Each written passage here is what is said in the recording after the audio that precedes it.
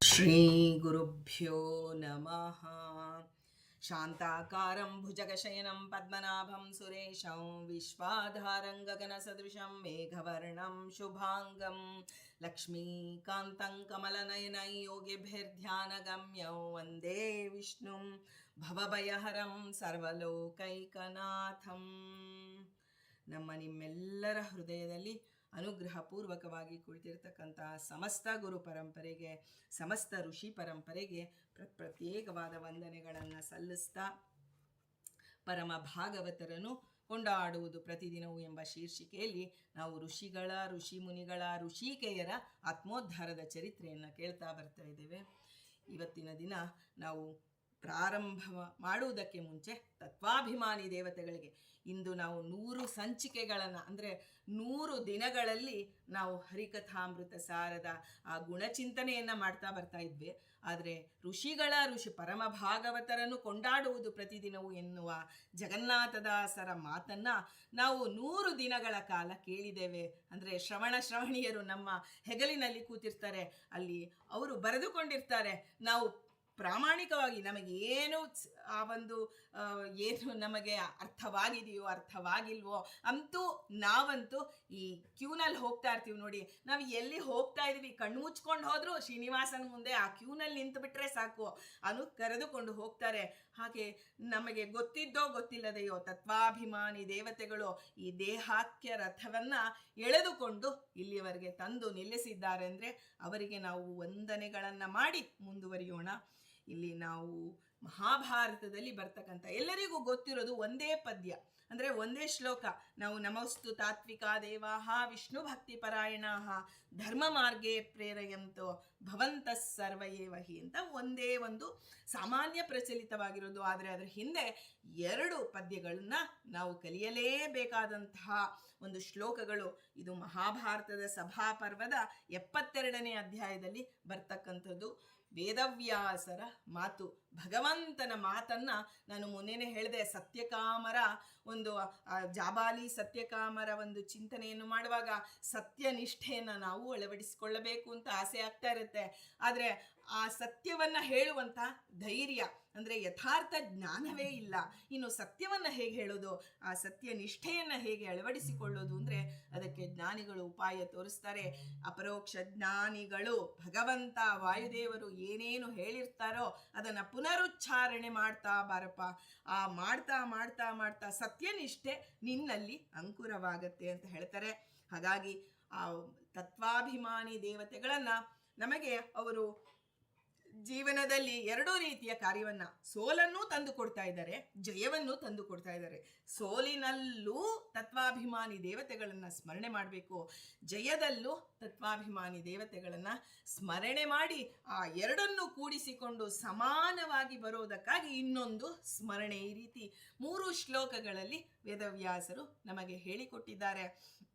ನಮಗೆ ಕೃಷ್ಣ ಹೇಳ್ತಾನೆ ಗೀತೆಯಲ್ಲಿ, ಲಾಭಾಲಾಭೌ ಜಯಾಜಯೌ, ಜಯ ಆಗಲಿ ಅಪಜಯ ಆಗಲಿ, ಲಾಭ ಆಗಲಿ ನಿನಗೆ ನಷ್ಟ ಆಗಲಿ, ನೀನು ಆ ಒಂದು ಸಮಾನವಾಗಿ ಕಾಣಬೇಕು. ಹೇಗೆ ಸಮಾನವಾಗಿ ಕಾಣುತ್ತೆ? ನಮಗೆ ಯಾವಾಗಲೂ ಬೇರೆ ಬೇರೆ ರೀತಿಯಲ್ಲಿ ಲಾಭವಾದರೆ ನಮಗೆ ಹೆಚ್ಚಿನ ಖುಷಿಯಾಗತ್ತೆ, ನಷ್ಟವಾದರೆ ದುಃಖವಾಗತ್ತಲ್ಲ. ಅಂದರೆ ಆ ರೀತಿಯ ಬೇರೆ ಬೇರೆ ಭಾವನೆಗಳು ಬರೋದಕ್ಕೆ ಅಹಂಕರ್ತ ನಾನು ಮಾಡಿದ್ದು ಅಂತ ನಾವು ಹೇಳ್ತೀವಲ್ಲ, ಅದಕ್ಕಾಗಿ ಹಾಗೆ ಬಂದಿರುತ್ತೆ. ಅದಕ್ಕಾಗಿ ವೇದವ್ಯಾಸರು ತಿಳಿಸಿಕೊಟ್ಟಿರ್ತಕ್ಕಂಥ ಈ ಶ್ಲೋಕವನ್ನು ಪ್ರತಿನಿತ್ಯ ನಮ್ಮ ಜೀವನದ ಉಸಿರಾಗಿ ಇಟ್ಕೊಳ್ಬೇಕು. ಕೇವಲ ನಮೋಸ್ತು ತಾತ್ವಿಕಾ ದೇವ ಅಂದರೆ ಒಂದೇ ಒಂದು, ಆದರೆ 3 ಶ್ಲೋಕದಲ್ಲಿ ಒಂದು ಹೇಳಿದಂತೆ, ಆದರೆ 2 ಕಲೀಲಿಲ್ಲ ಅಂದರೆ ನಮಗೆ ಅದು ಅಪೂರ್ಣವಾಗಿ ಬಿಡುತ್ತೆ ಆ ಸ್ತುತಿ. ಈಗ ಅದನ್ನು ಯಥಾಮತಿಯಾಗಿ ನೋಡಿ ಅವರಿಗೆ ತತ್ವಾಭಿಮಾನಿ ದೇವತೆಗಳಲ್ಲಿ ಮುಖ್ಯ ಪ್ರಾಣದೇವರು ನಿಂತು ಈ ಕಾರ್ಯವನ್ನು ನಡೆಸಿದ್ದಾರೆ ಅನ್ನೋದನ್ನು ಪದೇ ಪದೇ ಮನಸ್ಸಿಗೆ ತಂದುಕೊಳ್ಳಬೇಕು. ಇಲ್ಲಾಂದರೆ ನಾನೇ ಮಾಡಿದ್ದು ಅನ್ನೋ ಅಹಂಕಾರದಿಂದ ನಮಗೆ ಬಂದಿರತಕ್ಕಂತಹ ಆ ಒಂದು ಸಣ್ಣ ಪ್ರಮಾಣದ ವಿನಯ ಇರುತ್ತಲ್ಲ, ಅದು ನಾಶವಾಗಿ ಬಿಡುತ್ತೆ. ಹಾಗಾಗಿ ಅಹಂಕಾರ ಬೇಡ ಅನ್ನುವುದಕ್ಕಾಗಿ ಇದು ತತ್ವಾಭಿಮಾನಿ ದೇವತೆಗಳು ನಮ್ಮಲ್ಲಿ ಕಣ್ಣಿನಲ್ಲಿ ನಿಂತು ಸೂರ್ಯಚಂದ್ರರು ತೋರಿಸ್ತಿದ್ದಾರೆ, ಕಿವಿಗಳಲ್ಲಿ ನಿಂತು ದಿಗ್ದೇವತೆಗಳು ಕೇಳಿಸಿದ್ದಾರೆ, ಬಾಯಲ್ಲಿ ಆ ಒಂದು ಏನು ನಮ್ಮ ಅಗ್ನಿದೇವರು ನಮ್ಮನ್ನ ಏನು ಮಾತನಾಡುವುದಕ್ಕೆ ನೋಡಿ ಎಷ್ಟು ಸ್ಪಷ್ಟತೆ ಬೇಕು. ನಾವು ಹೇಳ್ತೇವೆ ಬುದ್ಧಿರ್ಬಲಂ ಯಶೋ ಧೈರ್ಯಂ ನಿರ್ಭಯತ್ವ ಮರೋಗತಾಂ ಅಜಾಡ್ಯಂ ವಾಕ್ಪಟುತ್ವಂಚ ಹನುಮತ್ ಸ್ಮರಣಾತ್ ಭವೇತ್ ಅಂತ ಹೇಳ್ತೀವಿ. ಅದರಲ್ಲಿ ನೋಡಿ ಹನುಮತ್ ಅಂತ ಅಲ್ಲ, ಹನುಮಾನ್. ಹನು ಅಂದ್ರೆ ಆ ಒಂದು ಜ್ಞಾನ ಅಂತ ಅರ್ಥ. ನಾವು ಆ ವಾರಿ ಅನ್ನೋದ ಕಡೆನೂ ಅಷ್ಟೇ, ವರಿ ಅಂತ ಗೋದಾವರಿ ನದಿ ಅಂತ ಹೇಳ್ತೀವಿ. ವರಿ ಅಲ್ಲದು ಗೋದಾವಾರಿ. ಹೀಗೆ ನಾವು ಅನೇಕ ಗ್ರಾಮೆಟಿಕಲಿ ಅಂದ್ರೆ ವ್ಯಾಕರಣಬದ್ಧವಾಗಿ ನಾವು ಜೀವನವನ್ನ ಮಾಡಿರೋದಿಲ್ಲ. ಎಲ್ಲ ತಪ್ಪುಗಳು ನನ್ನ ಪೂರ್ವದ ಕರ್ಮಾನುಸಾರವಾಗಿ ತತ್ವಾಭಿಮಾನಿಗಳು ನನ್ನಿಂದ ಆ ಒಂದು ಲಾಭ ಅಂದ್ರೆ ಅಪಜಯದಲ್ಲಿ ನನಗೆ ಹೇಗೆ ತತ್ವಾಭಿಮಾನಿಗಳು ಮಾಡ್ತಾರೆ ಅನ್ನೋದನ್ನ ತಿಳಿದುಕೊಳ್ಳೋಣ. ಅದರಲ್ಲಿ ಮೊದಲಿಗೆ ಒಂದು ಶ್ಲೋಕ ಇದೆ, ಯಸ್ಮೈ ದೇವಾಹ ಪ್ರಯಚ್ಛಂತಿ ಪುರುಷಾಯ ಪರಾಭವಂ. ಯಾವಾಗ ಪುರುಷನಿಗೆ ಅಂದ್ರೆ ಈ ಜೀವನಿಗೆ ಪರಾಭವವನ್ನ ಅಂದ್ರೆ ಸೋಲನ್ನ ಯಾವತ್ತು ಕೊಡಬೇಕು ಅಂತ ತತ್ವಾಭಿಮಾನಿಗಳು ಅಲ್ಲಿ ಇರ್ತಕ್ಕಂಥ ಮುಖ್ಯ ಪ್ರಾಣ ಅದನ್ನ ಮಾಡಬೇಕು, ಅವಾಗ ಅವ್ರು ಏನ್ ಮಾಡ್ತಾರೆ, ಸೂಲನ್ನ ಕೊಡ್ಬೇಕಾರೆ ಬುದ್ಧಿಂ ತಸ್ಯ ಅಪಕರ್ಷಂತಿ ಸೋವಾಚೀನಾನಿ ಪಶ್ಯತಿ. ನಮಗ ಅವ್ರು ಏನು ಮಾಡೋದಿಲ್ಲ, ಬುದ್ಧಿಯನ್ನ ಸೆಳೆದುಕೊಂಡು ಬಿಡ್ತಾರೆ. ಅಪಕರ್ಷತಿ ಅಂದ್ರೆ ಕರ್ಷತಿ ಅಂದ್ರೆ ಎಳೆದುಕೊಳ್ಳೋದು, ಅಪಕರ್ಷತಿ ಅಂದ್ರೆ ಹಿಂದೆ ಎಳೆದುಕೊಳ್ಳೋದು. ಈಗ ಎಳೆದುಕೊಳ್ಳೋದು ಅಂದ್ರೆ ನಮ್ಮ ಬಳಿ ಎಳೆದುಕೊಳ್ಳೋದು, ಜೊತೆಗೆ ಹಿಂದೆ ಎಳೆದುಕೊಳ್ಳೋದು, ನಮ್ಮಿಂದ ದೂರ ಹೋಗುವಂತೆ ಮಾಡುವುದು. ಈ ತತ್ವಾಭಿಮಾನಿಗಳು ಮಾಡೋದು ಇಷ್ಟೇ. ಏನಂದ್ರೆ ಯಸ್ಮೈ ದೇವಾಹ ಪ್ರಯಚ್ಛಂತಿ ಪುರುಷಾಯ ಪರಾಭವಂ. ನಮಗೆ ಪರಾಭವ ಕೊಡಿಸ್ಬೇಕಾದ್ರೆ ಅದು ನಮ್ಮ ಪೂರ್ವದ ಕರ್ಮಾನುಸಾರವಾಗಿ ಅವರು ಕೊಡಿಸಿದ್ದಾರೆ ಎಂದಾಗ ನಮಗೆ ಮನಸ್ಸಿಗೆ ತೃಪ್ತಿಯಾಗತ್ತೆ. ಇರ್ಲಿಪ್ಪ, ನಾನು ಮಾಡಿದ ಕರ್ಮವನ್ನೇ ನಾನು ಅನುಭವಿಸ್ತಾ ಇದ್ದೀನಿ, ಬೇರೆ ಏನೂ ಕೊಟ್ಟಿಲ್ಲ ಇವರು ಅಂದಾಗ ನಮಗೆ ಅವರಲ್ಲಿ ಒಂದು ರೀತಿಯ ಭಕ್ತಿಯ ಒಂದು ಜಾಗೃತಿ ಉಂಟಾಗತ್ತೆ. ಬುದ್ಧಿಂ ತಸ್ಯ ಅಪಕರ್ಷಂತಿ ಅಂದ್ರೆ ಬುದ್ಧಿಯನ್ನ ಸೆಳೆದು ಬಿಡ್ತಾರೆ, ಧರ್ಮದ ಬುದ್ಧಿಯನ್ನ. ಈಗ ನನಗೆ ಯಾವ ಬುದ್ಧಿ ಬಂದಾಗ ಲಾಭವಾಗಬೇಕಾಗಿತ್ತೋ ಆ ಬುದ್ಧಿಯನ್ನ ಕೊಡೋದಿಲ್ಲ. ಯಾವಾಗ ನನಗೆ ಆ ಒಂದು ನಷ್ಟವಾಗುವಂತಹ ಆ ಪ್ರಸಂಗದಲ್ಲಿ ನಾನು ಹೇಗೆ ಹೋಗಬೇಕೋ ಆ ರೀತಿಯಾದ ಬುದ್ಧಿಯನ್ನ ಕೊಟ್ಟು ಬಿಟ್ಟಿರ್ತಾರೆ. ಹಾಗಾಗಿ ಲಾಭವೂ ಅವರೇ ನಮಗೆ ಮಾಡಿಸೋದು, ನಷ್ಟವೂ ಅವರೇ ಮಾಡಿಸೋದು. ಧರ್ಮ ಮಾರ್ಗದಲ್ಲೂ ಅವರೇ ನಮ್ಮನ್ನು ಇರಿಸೋದು, ಅಧರ್ಮ ಮಾರ್ಗದಲ್ಲೂ ಅವರೇ ನಮಗೆ ಪ್ರೇರಣೆ ಮಾಡೋದು. ಇಲ್ಲಿ ನೋಡಿ, ಬುದ್ಧಿಂ ತಸ್ಯಾಪಕರ್ಷಂತಿ. ಈ ಅಪಕರ್ಷಂತಿ ನಾವು ಕೃಷ್ಣನಲ್ಲಿ ಕರ್ಷತಿ ಇತಿ ಕೃಷ್ಣ ಅಂತ ಹೇಳ್ತೀವಿ. ಅಂತಹ ತತ್ವಾಭಿಮಾನಿ ದೇವತೆಗಳಲ್ಲಿ ನಾವು ಕೃಷ್ಣನನ್ನ ಸ್ಮರಣೆ. ಕೃಷ್ ಅಂದ್ರೆ ಭೂಮಿ, ನ ಅಂದ್ರೆ ಆನಂದ. ಈ ಭೂಮಿ ಅಂದ್ರೆ ಪಾರ್ಥಿವ ಶರೀರ, ಪೃಥ್ವಿ ಸಂಬಂಧದ ಶರೀರಕ್ಕೆ ಆ ಒಂದು ಕೃಷ್ ಅಂತ ಕರೀತಾರೆ, ಅದು ಧಾತು. ಅದಕ್ಕೆ ಣ ಅಂದ್ರೆ ಆನಂದ, ಒಳಗಡೆ ಆನಂದ. ಆನಂದ ಅಂದ್ರೆ ಮೋಕ್ಷ ಮಾರ್ಗದಲ್ಲೇ ನಮ್ಮ ಬುದ್ಧಿ ಹೋಗಬೇಕು ಅಂದ್ರೆ ನಮ್ಮ ಪ್ರಾರ್ಥನೆ ಅತ್ಯವಶ್ಯಕವಾಗಿದೆ. ಈ ಪ್ರಾರ್ಥನೆ ನಾವು ಅಪಜಯ ಬಂದಾಗ ಯಸ್ಮೈ ದೇವಾಹ ಪ್ರಯಚ್ಛಂತಿ ಪುರುಷಾಯ ಪರಾಭವಂ ಬುದ್ಧಿಂ ತಸ್ಯಾಪಕರ್ಷಂತಿ ಸೋವಾಚಿ ನಾನಿ ಪಶ್ಯತಿ ಅಂತ ಹೇಳ್ತಾ, ಸ್ವಾಮಿ ಇದು ನೀವ ಕೊಟ್ಟ ಬುದ್ಧಿ. ಇಲ್ಲಾಂದ್ರೆ ನೋಡಿ ನಾನು ಪಾಪಿರಿ, ಇಷ್ಟೆಲ್ಲ ಪಾಪಕರ್ಮಗಳು ಮಾಡಿದ್ದೀನಿ ಅಂದ್ರೆ ಅವರು ಹಿರಿಯರೊಬ್ರು ಹೇಳ್ದಂಗೆ ನೀನು ಎಂತಹ ಅಹಂಕಾರಿ ಅಂತ ಬೈದ್ರು ನನಗೆ. ವಿಜಯದಾಸರ ಕಟ್ಟೆಯಲ್ಲಿ ಮುಂದೆ ನಿಂತ್ಕೊಂಡಾಗ ನಾನು ಪರಮ ಪಾಪಿ ಬಂದಿದ್ದೇನೆ ಸ್ವಾಮಿ ಅಂತ ನಾನು ಹೇಳಿದ್ರೆ ಹಾಗೆ ಹೇಳ್ತಾರೆ. ನಮಗೆ ಅನಿಸ್ತು, ಅಲ್ಲ ನಾನು ಯಾವ ಅಹಂಕಾರ ಇದೆ ಅಂದ್ರೆ ನಾನು ಮಾಡಿದೆ, ನಾನು ತಪ್ಪು ಮಾಡಿದೆ, ನಾನು ಪಾಪಿ ಅಂತ ಅನ್ಕೊಂಡಿಯಲ್ಲ, ಅದೇ ನಿನ್ನ ಅಹಂಕಾರ ಅಂತ ಹೇಳಿದಾಗ ನೋಡಿ, ಪಾಪ ಮಾಡಿಸಿದ್ದು ತತ್ವಾಭಿಮಾನಿ ದೈತ್ಯರು ನನ್ನಲ್ಲಿ ನಿಂತು ಮಾಡಿಸಿದ್ದಾರೇನೋ ಎಚ್ಚರಿಕೆ ಇಲ್ಲದೆ ಈ ಪಾಪ ನಂದು, ಈ ಪುಣ್ಯ ನನ್ನದು ಅಂತ ತಿಳಿತಾ ಇರ್ತೀವಿ. ಆದರೆ ಈ ಶ್ಲೋಕದ ಪದೇ ಪದೇ ಆವರ್ತನ ರೂಪದಲ್ಲಿ ಈ ಶ್ಲೋಕವನ್ನು ಅರ್ಥ ಮಾಡಿಕೊಂಡು ಮನನ ಮಾಡ್ತಿದ್ರೆ ನಮಗೆ ಪಾಪವಾಗಲಿ ಪುಣ್ಯ ಮಾಡುವಾಗಲಿ ಅಹಂಕರ್ತ ನಾನು ಮಾಡಿದೆ ಅನ್ನೋದು ಕಡಿಮೆ ಮಾಡ್ತಾ ಬರ್ತಾರೆ. ನಾವು ಪ್ರತಿದಿನ ನಮ್ಮ ಮನೆ ಮುಂದೆ ಒಂದು ನಾಯಿ ಬಂದು ನಿಂತು, ನಾವೇನು ದಿನ ಹಾಕೋದಿಲ್ಲ, ಆದರೂ ನಮಗೆ ಆ ಮೊದಲಿಗೆ ಅದರ ಮೇಲೆ 2-3 ದಿನ ಸುಮ್ಮನೆ ಬಂದು ನಿಂತ್ಕೊಳ್ಳುತ್ತೆ, ಹೊರಟೋಗತ್ತೆ ಅಂದರೆ ಪಾಪ ಯಾಕೋರಿ 2-3 ದಿನದ ಸುಮ್ಮನೆ ನಿಂತು ಒಂದು ಹಿಡಿ ಅಕ್ಕಿ ಜಾಸ್ತಿ ಹಾಕ್ತೇವೆ, ಪಾಪ ಆ ನಾಯಿಗೂ ಅಂತೂ ತೂಟ ಹಾಕೋಣ, 3 ದಿನದಿಂದ ಸಮಯಕ್ಕೆ ಸರಿಯಾಗಿ ಬರ್ತಾ ಇದೆ, ನಿಂತ್ಕೊಂಡಿದೆ, ಕಣ್ಣಲ್ಲಿ ನೀರು ಹಾಕೊಂಡು ಮುಂದೆ ಹೋಗ್ತಾ ಇದೆಯಲ್ಲ ಅಂತ ನಮಗೆ ಕರುಣೆ ಬರುತ್ತೆ. ಆದರೆ ನಮ್ಮಂಥವ್ರಿಗೆ ಬರುತ್ತೆ ಅಂದಮೇಲೆ ತತ್ವಾಭಿಮಾನಿ ದೇವತೆಗಳಿಗೆ ಬರಲ್ವಾ? ನಾವು ಅದನ್ನು ಮನನ ಮಾಡ್ತಾ ಇರೋದಷ್ಟೇ ನಮ್ಮ ಕೆಲಸ. ಒಂದಲ್ಲ ಒಂದು ದಿನ ನಮಗೂ ಅಹಂಕರ್ತ ಅಲ್ಲ ನಾಹಂಕರ್ತ ಅನ್ನುವ ಬುದ್ಧಿಯನ್ನು ಕೊಡ್ತಾರೆ. ಈಗ ನಮಗೆ ಜಯ ತಂದು ಕೊಡುವಾಗ ಹೇಗೆ ಮಾಡ್ತಾರೆ ಅಂದರೆ, ನ ದೇವಾ ದಂಡಮಾದಾಯ ರಕ್ಷಂತಿ ಪಶುಪಾಲವತ್. ಈಗ ನಮ್ಮ ಮನೆಯ ಮುಂದೆ ಹೊರಗೆ ನಿಂತರೆ ಹಸುಗಳು ಹೋಗೋದು ನೋಡ್ತೀವಿ, ಕುರಿ ಮಂದೆಗಳು ಈ ಮಂದೆಯನ್ನು ಒಂದು ಕೋಲು ಹಿಡ್ಕೊಂಡು ಅವನು ಆ ದಂಡವನ್ನು ಹಿಡಿದುಕೊಂಡು ಹೇಗೆ ಹೋಗ್ತಾ ಇರ್ತಾನಲ್ಲ, ಅದನ್ನು ನೋಡ್ತಾ ಇರ್ತೀವಿ. ಆ ನೋಡುವಾಗ ಅದು ಕೈ ಮುಗಿದು ಈ ಶ್ಲೋಕವನ್ನು ಹೇಳೋಣ. ಏನ ದೇವ ದಂಡಮಾದಾಯ ಅಂದರೆ ತತ್ವಾಭಿಮಾನಿಗಳು ದಂಡ ಹಿಡ್ಕೊಂಡು ನಮ್ಮನೆ ಈ ಕಡೆ ಹೋಗು ಹೀಗ್ ಬಾ ಹಾಗ್ ಬಾ ಅಂತ ಹೇಳೋದಿಲ್ಲ. ಎಂತೂ ರಕ್ಷಿತು ಮಿಚ್ಛಂತಿ, ನಮ್ಮನ್ನೇನಾದರೂ ರಕ್ಷಣೆ ಮಾಡಬೇಕು ಅಂತ ಒಳಗಿಂದ ಅವರಿಗೆ ಪ್ರೇರಣೆ ಆಯಿತು ಅಂದರೆ ಅವ್ರು ಏನು ಮಾಡ್ತಾರೆ, ಬುದ್ಧ್ಯಾ ಸಂಯೋಜಯಂತಿ ತಮ್, ನಮಗೆ ಬುದ್ಧಿಯನ್ನು ಕೊಟ್ಟು ಬಿಡ್ತಾರೆ. ನಮ್ಮನ್ನು ರಕ್ಷಣೆ ಆಗಬೇಕಾದ್ರೆ ನಾವು ಯಾವ ದಾರಿಯಲ್ಲಿ 3-4 ದಾರಿ ಇರುತ್ತೆ, ನಮಗೆ ಆಯ್ಕೆಯಲ್ಲಿ ಗೊತ್ತಾಗೋದಿಲ್ಲ. ಆಗ ನಾವು ತತ್ವಾಭಿಮಾನಿ ದೇವತೆಗಳ ಸ್ತೋತ್ರವನ್ನು ಮಾಡಬೇಕು. ಜೀವನದಲ್ಲೂ ಅಷ್ಟೇ, ಎಷ್ಟೋ ಬಾರಿ ನಿರ್ಣಯಗಳನ್ನು ತಗೋಬೇಕಾದ್ರೆ ಅದು ಸರಿಯಾ ತಪ್ಪಾ, ಇದು ತಗೊಳ್ಳ ಅದು ತಗೊಳ್ಳ ಸಂಶಯವೇ ನಮ್ಮಲ್ಲಿ ತುಂಬಿ ತುಳುಕ್ತಾ ಇರುತ್ತೆ. ಆದರೆ ಆ ತತ್ವಾಭಿಮಾನಿಗಳ ಸ್ತೋತ್ರ ಮಾಡಿ ನಾವು ಸ್ವಾಮಿ ನೀವು ಹೇಗೆ ಪ್ರೇರಣೆ ಮಾಡ್ತೀರೋ ಹಾಗೆ ನಾನು ಹೋಗ್ತೇನೆ ಅಂದಾಗ ನಾವು ಯಾವುದು ಅವರು ರಕ್ಷಣೆ ಮಾಡಬೇಕು ಅಂದರೆ ಬುದ್ಧ್ಯಾ ಸಂಯೋಜಯಂತಿತ್ತು. ಈ ದಾರಿ ಬೇಡಪ್ಪ, ಅದೇನೋ ಯಾಕೋ ಅನ್ನಿಸ್ತು ರೀ, ಈ ದಾರಿಯಲ್ಲಿ ಹೋಗೋಣ ಅಂತೋ ನೋಡಿದ್ರೆ ಅಲ್ಲಿ ಸ್ವಾಮಿಗಳು ಬಂದರು, ನಮಗೆ ಎಲ್ಲ ರೀತಿಯಲ್ಲಿ ಧರ್ಮ ಮಾರ್ಗದಿಂದ ನಾವು ಹೋಗುವಂತೆ ಆಯಿತು ಅಂತ ನಾವು ಆಮೇಲೆ ಅನ್ಕೋತೀವಿ. ಆದರೆ ತತ್ವಾಭಿಮಾನಿಗಳು ನಮ್ಮನ್ನು ರಕ್ಷಣೆ ಮಾಡಬೇಕು ಅಂತ ಹೇಳಿ ಆ ದಾರಿಯಲ್ಲಿ ನಮ್ಮನ್ನು ಕರೆದುಕೊಂಡು ಹೋಗಿರ್ತಾರೆ. ಅದನ್ನು ನಾವು ಮರೆತು ಬಿಡ್ತೇವೆ. ನ ದೇವಾ ದಂಡಮಾದಾಯ ರಕ್ಷಂತಿ ಪಶುಪಾಲವತ್, ಪಶುಪಾಲ ಹೇಗೆ ದಂಡ ಹಿಡಿದುಕೊಂಡು ರಕ್ಷಣೆ ಮಾಡಿಕೊಂಡು ಆ ಕುರಿ ಮಂದೆಯನ್ನ, ಹಸುಗಳ ಮಂದೆಯನ್ನ ಹೀಗೆ ಬಾ ಹಾಗೆ ಹೋಗು ಅಂತ ಹೇಳ್ತಾನೆ, ಹಾಗೆ ಮಾಡೋದಿಲ್ಲ. ಆದರೆ ಎಂತೂ ರಕ್ಷಿತು ಇಚ್ಛಂತಿ, ಅವರು ರಕ್ಷಣೆ ಮಾಡಬೇಕು ಅಂತ ಅನ್ಸಿದ್ರೆ ಬುದ್ಧ್ಯಾ ಸಂಯೋಜಯಂತಿ ತಮ್ಮ, ಬುದ್ಧಿಯನ್ನ ಸಂಯೋಜನೆ ಮಾಡಿಬಿಡ್ತಾರೆ, ನಮಗೆ ಜಯ ಉಂಟಾಗುವಂತೆ ಮಾಡ್ತಾರೆ. ಧರ್ಮ ಮಾರ್ಗದಲ್ಲಿ ನಮ್ಮ ಬುದ್ಧಿ ನಡೆಯುತ್ತೆ. ಮನಸ್ಸು ಬುದ್ಧಿ, ಗಂಡ ಹೆಂಡತಿಯರೋ ಆ ಮನಸ್ಸು ಬುದ್ಧಿ ಏಕಕಾಲಕ್ಕೆ ಧರ್ಮ ಮಾರ್ಗದಲ್ಲಿ ಹೋದರೆ ಜೀವನಿಗೆ ಸಾಧನೆಯುಂಟಾಗುತ್ತೆ. ಅದಾದ ನಂತರ ನಮೋಸ್ತು ತಾತ್ವಿಕ ದೇವಾಹ ವಿಷ್ಣು ಭಕ್ತಿ ಪರಾಯಣ ಧರ್ಮ ಮಾರ್ಗೇ ಪ್ರೇರಯಂತೋ, ಜಯ ಕೊಡೋದು ನೀವೇ, ಅಪಜಯ ಕೊಡೋದು ನೀವೇ, ಸುಖವಾಗಲಿ ದುಃಖ ಕೊಡೋದು ನೀವೇ ಅಂತಂದಾಗ ನಮಗೆ ಹೇಗೆ ಅಂತನ್ನೋದನ್ನು ವೇದವ್ಯಾಸರು ತಿಳಿಸಿಕೊಟ್ಟಿದ್ದಾರೆ. ಈ ಶ್ಲೋಕಗಳನ್ನು ಮನನ ಮಾಡ್ತಾ ಮಾಡ್ತಾ ಮಾಡ್ತಾ 3 ಶ್ಲೋಕಗಳನ್ನು ಹೇಳಬೇಕು. ಹೇಳಿದಾಗ ನಮೋಸ್ತು ತಾತ್ವಿಕ ದೇವಾಹ ಅಂದರೆ ನೀವು ನನಗೆ ಈ ಬುದ್ಧಿಯನ್ನ ಲಾಭ ಬರುವಂತೆಯೂ ಮಾಡಿದ್ದೀರಾ, ನಷ್ಟ ಹೊಂದುವಂತೆಯೂ ಮಾಡಿದ್ದೀರಾ. ಹಾಗೆ ನನ್ನನ್ನು ರಕ್ಷಣೆ ಮಾಡೋದು ಅಂದ್ರೇನು, ಧರ್ಮ ಮಾರ್ಗದಲ್ಲಿದ್ದರೆ ನಮ್ಮ ರಕ್ಷಣೆಯನ್ನು ನಮ್ಮ ಒಂದು ಏನು ಗುರುಗಳು ನೋಡಿಕೊಳ್ತಾರೆ. ಧರ್ಮಿಷ್ಠನಾಗಿದ್ದರೆ ಧರ್ಮೋ ರಕ್ಷತಿ ರಕ್ಷಿತ ಅಂದಾಗ ನಾವು ಧರ್ಮದಲ್ಲಿ ನಮ್ಮ ಬುದ್ಧಿ ಹೋಗ್ಬೇಕಲ್ಲ, ಅದನ್ನೇ ತಾನೇ ಗಾಯತ್ರಿ ಮಂತ್ರ ಹೇಳೋದು. ನನ್ನ ಬುದ್ಧಿಯನ್ನು ಪ್ರಚೋದನೆ ಮಾಡು ಸ್ವಾಮಿ.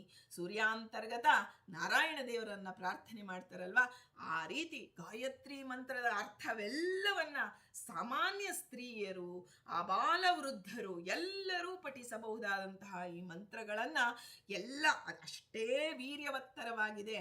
ನಮಗೆ ಎಷ್ಟು ಬೇಕು, ಒಂದು ಗುಬ್ಬಚ್ಚಿಗೆ ನೀವು ಆಹಾರ ಹಾಕಬೇಕು ಅಂದರೆ ಒಂದು ಅರ್ಧ kg ಸಕ್ಕರೆ ತೊಗೊಂಬಂದು ಹಾಕಲ್ಲ, ಎಲ್ಲೋ ಒಂದು 10-20 ಕಾಳು ಸಕ್ಕರೆ ಕಾಳು ಹಾಕಿದ್ರೆ ಅದು ತೃಪ್ತಿಯಾಗಿ ತಿಂದು ಹೋಗುತ್ತೆ. ಹಾಗೆ ನಮ್ಮಂಥವರ ಉದ್ಧಾರಕ್ಕೆ ನಮಗೆ ಕಡಿಮೆ ಇಷ್ಟೇ ಸಾಕು. ಈ ಶ್ಲೋಕಗಳು ನಮಗೆ ನಿಜವಾಗಿ ಏನು ಗಾಯತ್ರಿ ಮಂತ್ರದ ಅರ್ಥಗಳೆಲ್ಲವನ್ನು ಇದರಲ್ಲಿ ತುಂಬಿಸಿಕೊಂಡಿದೆ. ಈಗ ಮತ್ತೊಮ್ಮೆ ದಯಮಾಡಿ ಎಲ್ಲರೂ ಕೇಳಿಸಿಕೊಳ್ಳಿ. ಮತ್ತೊಮ್ಮೆ ತತ್ವಾಭಿಮಾನಿ ದೇವತೆಗಳಿಗೆ, ಅಲ್ಲಿರ್ತಕ್ಕಂಥ ಮುಖ್ಯಪ್ರಾಣನಿಗೆ, ಪರಮಾತ್ಮನಿಗೆ ವಂದನೆಯನ್ನು ಸಲ್ಲಿಸೋಣ ಜೊತೆಗೂಡಿ. ಯಸ್ಮೈ ದೇವಾಹ ಪ್ರಯಚ್ಛಂತಿ ಪುರುಷಾಯ ಪರಾಭವಂ ಬುದ್ಧಿಂ ತಸ್ಯಾಪಕರ್ಷಂತಿ ಸೋವಾಚಿ ನಾನಿ ಪಶ್ಯತಿ ನ ದೇವಾ ದಂಡಮಾದಾಯ ರಕ್ಷಂತಿ ಪಶುಪಾಲವತ್ತು ಎಂತು ರಕ್ಷಿತುಮಿಚ್ಛಂತಿ ಬುದ್ಧ್ಯಾ ಸಂಯೋಜಯಂತಿ ತಂ. ನಮೋಸ್ತು ತಾತ್ವಿಕ ದೇವಾಹ ವಿಷ್ಣು ಭಕ್ತಿ ಪರಾಯಣಾಃ ಧರ್ಮ ಮಾರ್ಗೇ ಪ್ರೇರಯಂತೋ ಭವಂತಃ ಸರ್ವ ಏವ ಹಿ. ವಿಜಯದಾಸರಂತೂ ನಮಗೆ ಸುಳಾದಿಗಳ ಮೇಲೆ ಸುಳಾದಿಗಳನ್ನು ರಚನೆ ಮಾಡಿಕೊಟ್ಟಿದ್ದಾರೆ. ತತ್ವಾಭಿಮಾನಿ ದೇವತೆಗಳ ಸುಳಾದಿಗಳು ಬೇಕಾದಷ್ಟು ನಮಗೆ ಕೊಟ್ಟಿದ್ದಾರೆ.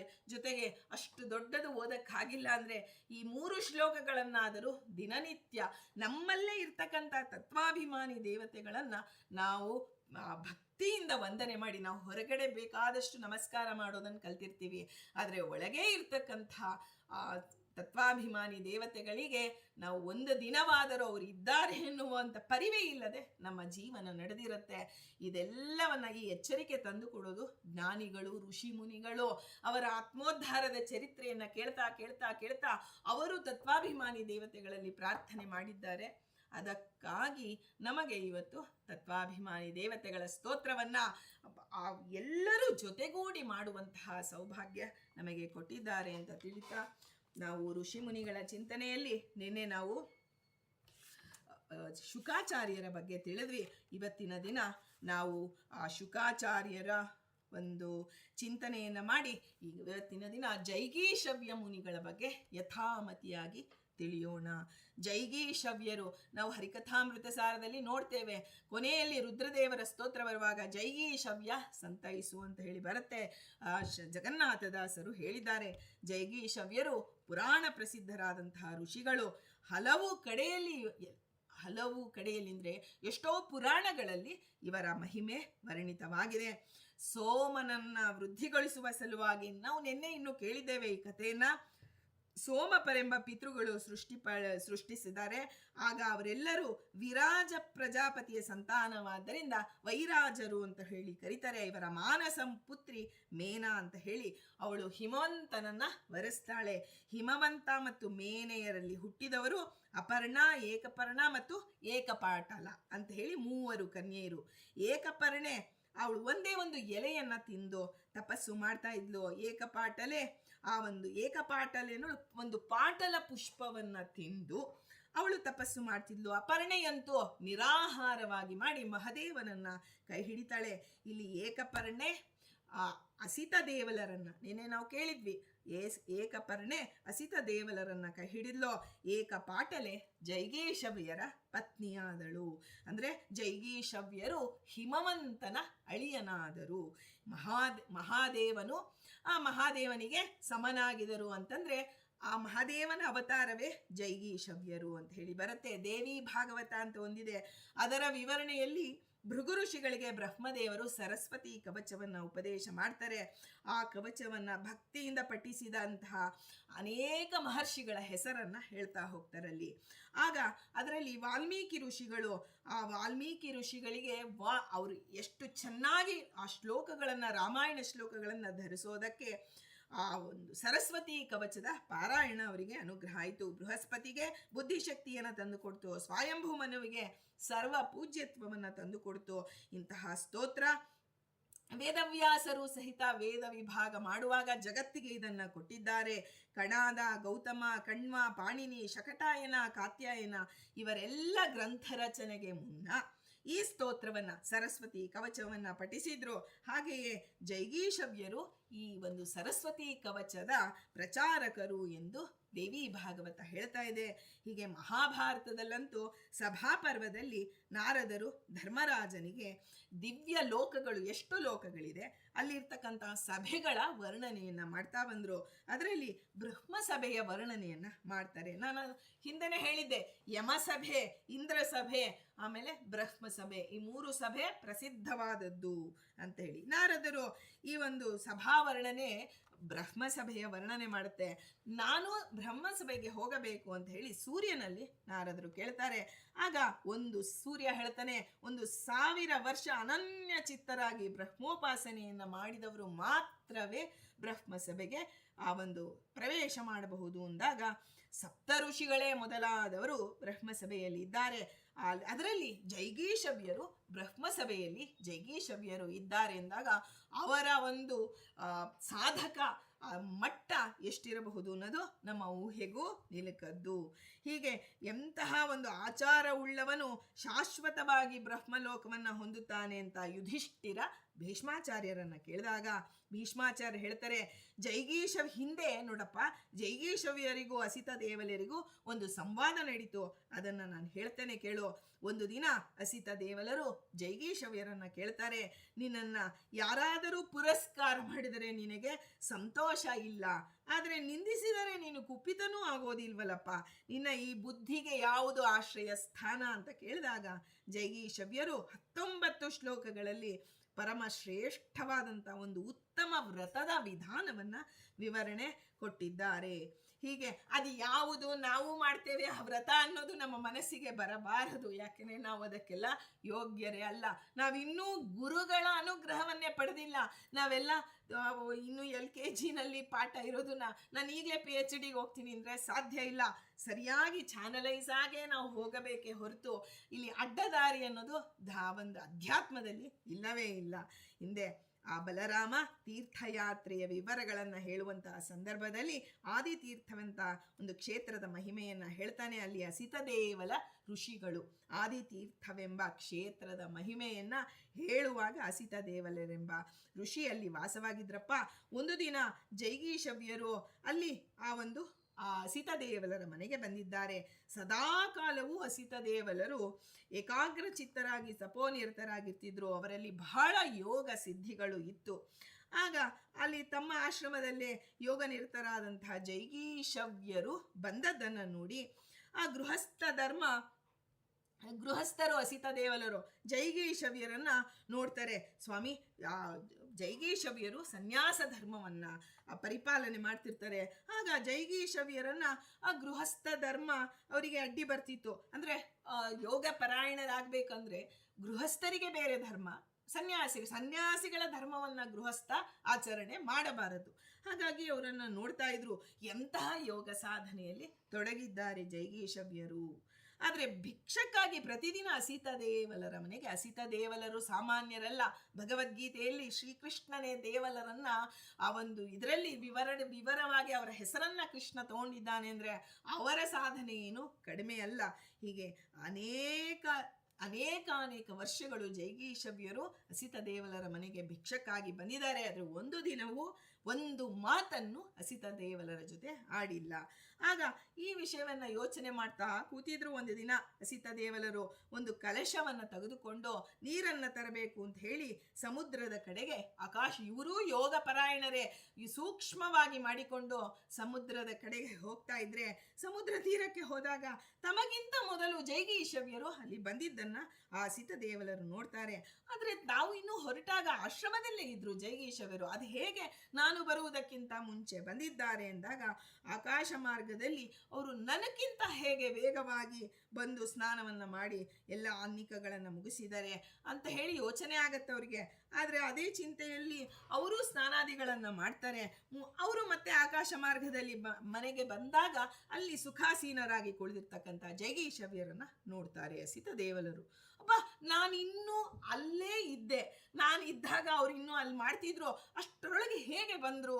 ಈಗ ಅಸಿತದೇವಲರಿಗೆ ಅಚ್ಚರಿಯಾಗುವಷ್ಟು ರೀತಿಯಲ್ಲಿ ಸಾಧನೆ ಜೈಗೀಷವ್ಯರದು ಇತ್ತು.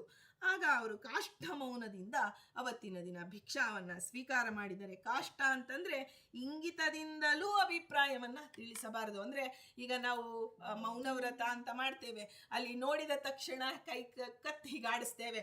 ಏನೋ ಒಂದು ಕೋಸಂಬರಿನೋ ಇನ್ನೇನೋ ಒಂದು ತಂದ್ರು, ಅವಾಗ ಕತ್ತು ಹಿಂಗಾಡಿಸೋ ಇವ್ರಿಗೆ ಬೇಡ ಅಂತ. ಆ ರೀತಿ ಇಂಗಿತ, ಈ ಒಂದು ಸಂಕೇತದಿಂದಲೂ ಮಾತನಾಡಬಾರದು.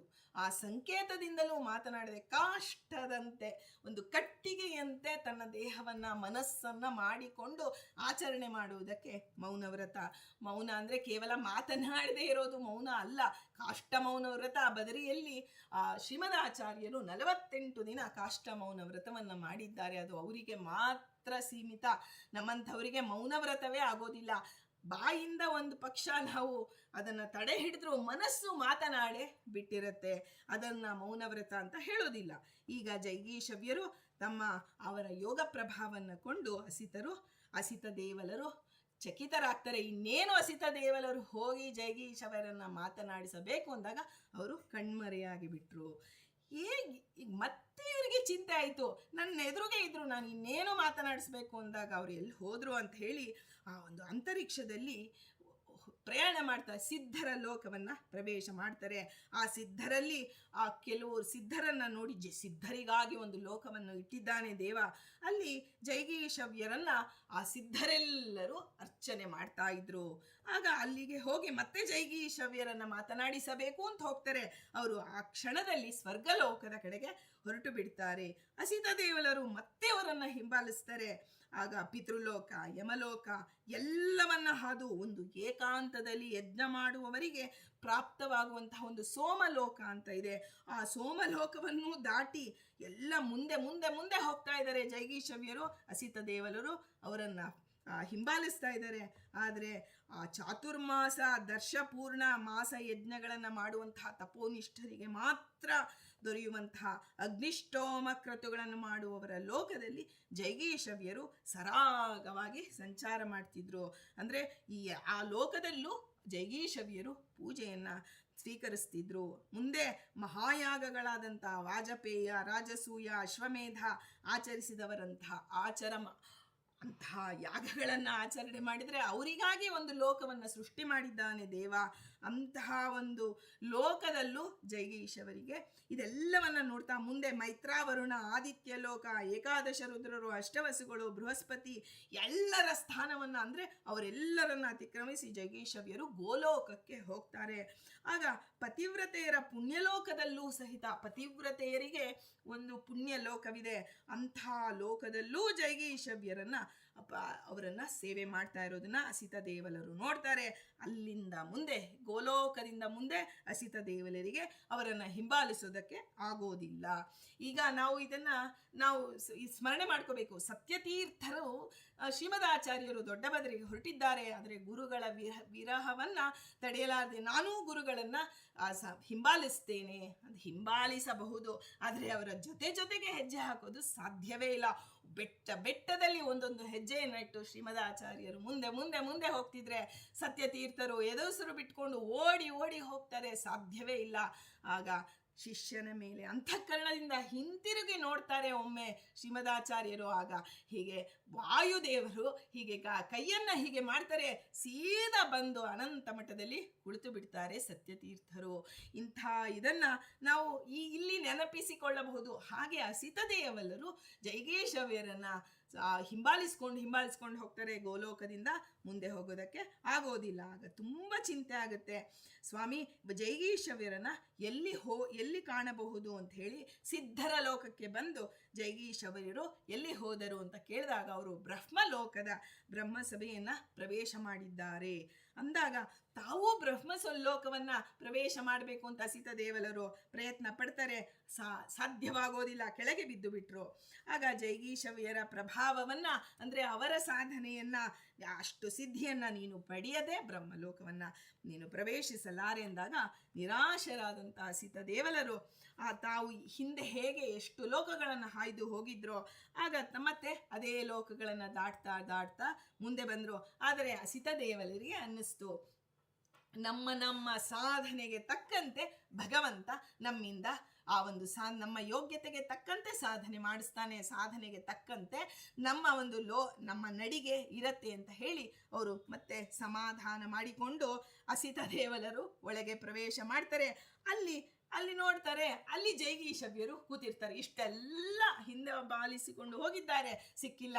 ಆದರೆ ನಮ್ಮ ಆಶ್ರಮದಲ್ಲೇ ಜೈಗೀಶವ್ಯರು ಬಂದು ಕುಳಿತಿದ್ದಾರೆ. ಆಗ ಅವರನ್ನು ನೋಡಿ ಮೊದಲಿಗೆ ಮಾತನಾಡಿಸಬೇಕು ಅಂತ ಹೋದ್ರು, ಸಾಧ್ಯವಾಗಲಿಲ್ಲ. ಮೊದಲು ದಂಡವತ್ ಪ್ರಣಾಮ ಮಾಡಿಬಿಡ್ತಾರೆ. ಮೊದಲು ಇಂತಹ ಒಂದು ದೊಡ್ಡ ಸಾಧನೆ ಮಾಡಿದಂತಹ ಸಾಧಕರಿಗೆ ಮೊದಲು ನಾವು ಪ್ರಣಾಮಗಳನ್ನು, ಮೊದಲು ಸ್ವಾಮಿಗಳನ್ನು ಮಾತನಾಡ್ಸಕ್ಕೆ ಹೋಗ್ತೀವಿ, ಹಾಗೆ ಮಾಡಬಾರ್ದು. ದೊಡ್ಡವರು ಕಂಡ ತಕ್ಷಣ ಪ್ರಣಾಮವನ್ನ ಮಾಡಿಬಿಡಬೇಕು ಅಂತ ಅದನ್ನ ಅವರು ತೋರಿಸಿದಾಗ ಆಗ ಅವರನ್ನ ಮಾತನಾಡಿಸುವುದಕ್ಕೆ ಜೈಗೀಶವ್ಯರೇ ಮುಂದಾಗ್ತಾರೆ. ಆಗ ಅವರಿಗೆ ಬ್ರಹ್ಮವಿದ್ಯೆಯನ್ನು ಉಪದೇಶ ಮಾಡಿ ಸನ್ಯಾಸ ದೀಕ್ಷೆಯನ್ನು ಅಸಿತ ದೇವಲರಿಗೆ ನೀಡಿದರು ಅಂತ ಹೇಳಿ ಬರುತ್ತೆ.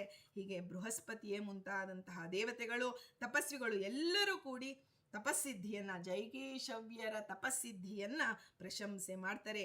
ಇಂತಹ ಋಷಿ ಶ್ರೇಷ್ಠರ ಒಂದು ಪತ್ನಿಯಾಗಿರ್ತಕ್ಕಂಥ ಆ ಒಂದು ಏಕಪಾಟಲೆಯನ್ನ ನಾವು, ಅವಳ ಒಂದು ತಪಶಕ್ತಿ, ಆ ಏಕಪಾಟಲೆ ಬ್ರಹ್ಮವಾದಿನಿಯವಳು, ಅಂತಹ ಬ್ರಹ್ಮವಾದಿನಿಯನ್ನ ಜೈಗೀಶವ್ಯರು ಮದುವೆಯಾದರು, ಹಿಮವಂತನ ಅಳಿಯರಾದರು. ಅಂದರೆ ಅವಳ ತಪಶಕ್ತಿ ಇನ್ನೆಷ್ಟು ರೀತಿಯಲ್ಲಿ ಅಂತಹ ಬ್ರಹ್ಮಜ್ಞಾನಿಯನ್ನು ಪಡಿಬೇಕು ಅಂದರೆ ಎಷ್ಟು ರೀತಿಯಲ್ಲಿ ಅವಳು ಸಾಧನೆ ಮಾಡಿದ್ಲು ಅನ್ನೋದನ್ನು ನಾವು ಗಮನಿಸಬೇಕು.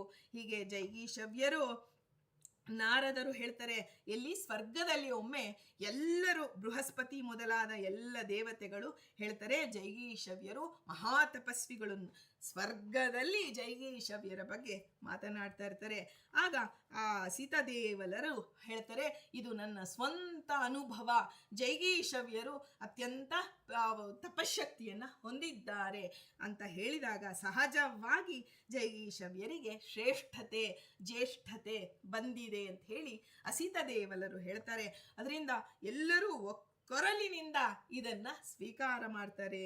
ಹೀಗೆ ಕಪಿಲ ಮಹರ್ಷಿಗಳ ಬಗ್ಗೆಯೂ ಒಂದು ಚಿಂತನೆ ಇದೆ, ಆದರೆ ಅದು ಅಷ್ಟು ಸ್ಪಷ್ಟತೆ ನಮಗೆ ಸಿಕ್ಕಿಲ್ಲ. ಅದರಿಂದ ಆ ಒಂದು ಪ್ರಸಂಗವನ್ನು ಹೇಳೋದು ಬೇಡ. ಅದರಿಂದ ಈ ಜೈಗೀಷವ್ಯರು ರುದ್ರದೇವರ ಅಂಶರು ಅಂತ ಹೇಳಿ ನಮಗೆ ಎಲ್ಲ ಕಡೆಯಲ್ಲಿ ಪ್ರಸಿದ್ಧ. ಜೊತೆಗೆ ಜಗನ್ನಾಥದಾಸರು ನಮಗೆ ಜೈಗೀಷವ್ಯ ಅಂತ ಹೇಳೋದ್ರಿಂದ ರುದ್ರದೇವರ ಅವತಾರರಾಗಿದ್ದಾರೆ ಜೈಗೀಷವ್ಯರು. ಅವತಾರ ರೂಪದಿಂದಲೂ ಸಾಧನೆ ಮಾಡಿ, ಮೂಲ ರೂಪದಿಂದಲೂ ಸಾಧನೆ ಮಾಡಿ, ಇಷ್ಟೆಲ್ಲ ಸಾಧನೆ ಮಾಡಿದ 28 ಲಕ್ಷಣಗಳುಳ್ಳಂಥವರು ಮಹರುದ್ರ ದೇವರು. ಅಂಥವರು ಅವತಾರ ರೂಪರಾಗಿ ಬಂದಾಗಲೂ ಎಂತಹ ವೈರಾಗ್ಯವನ್ನ, ಎಂತಹ ಒಂದು ಇದನ್ನು ತೋರಿಸಿದ್ದಾರೆ ಅಂದರೆ ನಾವು ಜೈಗೀಷವ್ಯರಲ್ಲಿ, ಶುಕಾಚಾರ್ಯರಲ್ಲಿ ಬಂದು ನಾವು ಕಾಣಬಹುದು. ಪಂಚಮುಖೋ ರುದ್ರ ಅಂತಾರೆ, 5 ಮುಖದಿಂದ. ಭಾಗವತ ಅಷ್ಟೇ, ಒಂದೊಂದು ಶಬ್ದವನ್ನು ಶುಕಾಚಾರ್ಯರು ಆಡ್ತಾ ಇದ್ರೆ ಅಲ್ಲಿ ಪರೀಕ್ಷಿತ್ ಮಹಾರಾಜನಿಗೆ 5 ರೀತಿಯ, ಒಂದು ಮುಖದಿಂದ ಒಂದು ಅರ್ಥ, ಇನ್ನೊಂದು ಮುಖದಿಂದ ಇನ್ನೊಂದು ಅರ್ಥ, ಹೀಗೆ 5 ಮುಖದಿಂದ ಹೇಳುವಂತಹ ರುದ್ರದೇವರನ್ನ ಚಿಂತನೆ ಮಾಡ್ತಾನೆ ಪರೀಕ್ಷಿತ್. ಇಲ್ಲಾಂದ್ರೆ ಸುಮ್ಮನೆ ಅವನಿಗೆ ಮೋಕ್ಷವಾಗಿಲ್ಲ. ರುದ್ರದೇವರು, ಮನೋನಿಯಾಮಕ ರುದ್ರದೇವರಿಂದ ಪರೀಕ್ಷಿತ್ ಮಹಾರಾಜ 5 ಮುಖದಿಂದ 5 ಅರ್ಥಗಳನ್ನು ಒಂದೊಂದು ಬಾರಿಗೆ ನಾವು ಒಂದು ಅರ್ಥವನ್ನು ತಿಳಿದುಕೊಂಡು ಇನ್ನೊಂದು ಅರ್ಥವನ್ನು ತಿಳಿದುಕೊಳ್ಳೋ ಅಷ್ಟೊತ್ತಿಗೆ ಮನಸ್ಸು ಗಲಿಬಿಲಿ ಆಗಿರುತ್ತೆ. ಯಾವ್ದಾದ್ರು ಒಂದು ಹೇಳ್ರಪ್ಪ, ನಮಗೆ ಅದನ್ನೇ ಸರಿ. ನಾನು ನಿನ್ನೆ ಹೇಳಿದ್ನಲ್ಲ, ಪ್ರತಿ ನಾವು ಶಿವರಾತ್ರಿ ಆಗಲಿ, ಪ್ರತಿ ಭೀಮನ ಅಮಾವಾಸ್ಯೆ ಆಗಲಿ ಇದೇ 11 ರುದ್ರದೇವರ ನಾಮಗಳನ್ನು ಮಾಡ್ತೇವೆ. ಯಾಕೆ ಅಂದರೆ ನಮ್ಮ ಯೋಗ್ಯತೆಯೇ ಕಡಿಮೆ. ನಮಗೆ ಇದು ಹೇಳು ಅದು ಹೇಳು ಅಂದರೆ ಒಂದೇ ಬಾರಿಗೆ ಶ್ರೀಮದಾಚಾರ್ಯರು ಒಂದು ಗ್ರಂಥವನ್ನ ಬರಿಬೇಕು ಅಂದಾಗ 4 ಜನ ಶಿಷ್ಯರನ್ನ ಕೂಡಿಸಿಕೊಂಡು ಒಬ್ಬರೇ 4 ರೀತಿಯಲ್ಲಿ 4 ಅಧ್ಯಾಯವನ್ನ ಹೇಳಿದರು ಅಂತ ನಾವು ಕೇಳ್ತೇವೆ. ಈ ರೀತಿಯಾಗಿ ನೋಡಿದಾಗ ಪಂಚಮುಖೋ ರುದ್ರ ಅಂದರೆ ಭಾಗವತ ಒಂದೊಂದು ಶಬ್ದಕ್ಕೆ, ಒಂದೊಂದು ವಾಕ್ಯಕ್ಕೆ 5 ರೀತಿಯಲ್ಲಿ ಅರ್ಥ ಬರುವಂತೆ ರುದ್ರದೇವರು ಪಾರಾಯಣ ಮಾಡಿದ್ದಾರೆ ಅಂತಂದರೆ ನಮ್ಮ ಯೋಗ್ಯತಾ ಮೀರಿದ್ದು ಅಂತಹ ರುದ್ರದೇವರೇ ನಮ್ಮ ಮನಸ್ಸಿಗೆ ನಿಯಾಮಕರಾಗಿದ್ದಾರೆ. ಅವರು ಎಲ್ಲೋ ಇಲ್ಲ, ಪಾರ್ವತಿ ಸಹಿತರಾಗಿ ನಮ್ಮ ಹೃದಯದಲ್ಲಿ ಆ ಮನಸ್ಸಿಗೆ ನಿಯಾಮಕರಾಗಿ ನಿಂತಿದ್ದಾರೆ. ಅಂತಹ ರುದ್ರದೇವರಲ್ಲಿ ನಾವು ಅಸಿತದೇವಲರನ್ನ ನಾವು ಅವರನ್ನ ಹಿಂಬಾಲಿಸೋಣ. ಅವರು ಏನು ಮಾಡಿದ್ರು, ಮಾತನಾಡಿಸೋದಕ್ಕೆ ಹೋದ್ರು, ಸಿಗಲಿಲ್ಲ. ಆದರೆ ಶರಣಾಗತಿಯಿಂದ ನಮಸ್ಕಾರ ಮಾಡಿದ್ರು. ರುದ್ರದೇವರಿಗೆ ಮನಪೂರ್ವಕವಾಗಿ ನಾವು ಪ್ರಾರ್ಥನೆ ಮಾಡಿ ನಮಸ್ಕಾರ ಮಾಡೋಣ. ಸ್ವಾಮಿ, ಯಥಾಯೋಗ್ಯವಾಗಿ ನಮಗೂ ಜ್ಞಾನವನ್ನು ಒದಗಿಸಿ. ನಾವೇನು ಯಮಸಭೆ, ಇಂದ್ರಸಭೆ, ಬ್ರಹ್ಮಸಭೆಗೆ ಹೋಗುವಂಥ ಸಾಧಕರಲ್ಲ. ಆದರೆ ಯಥಾಯೋಗ್ಯವಾಗಿ ಗುರುಗಳು ನಮಗೆ ಸಿಕ್ಕು ಆ ಗುರುಗಳ ಅನುಗ್ರಹ.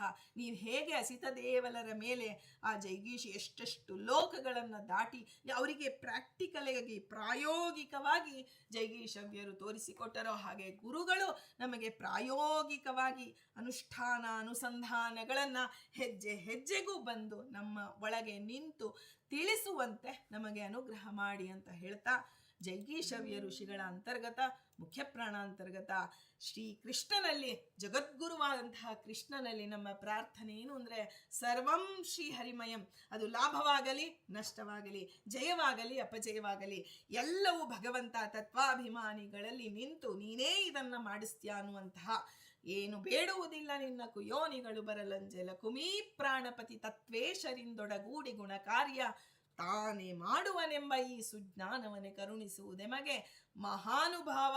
ಮುಹುರ್ ಅಂದರೆ ಮತ್ತೆ ಮತ್ತೆ ಪ್ರಾರ್ಥಿಸುವೆ ಸ್ವಾಮಿ.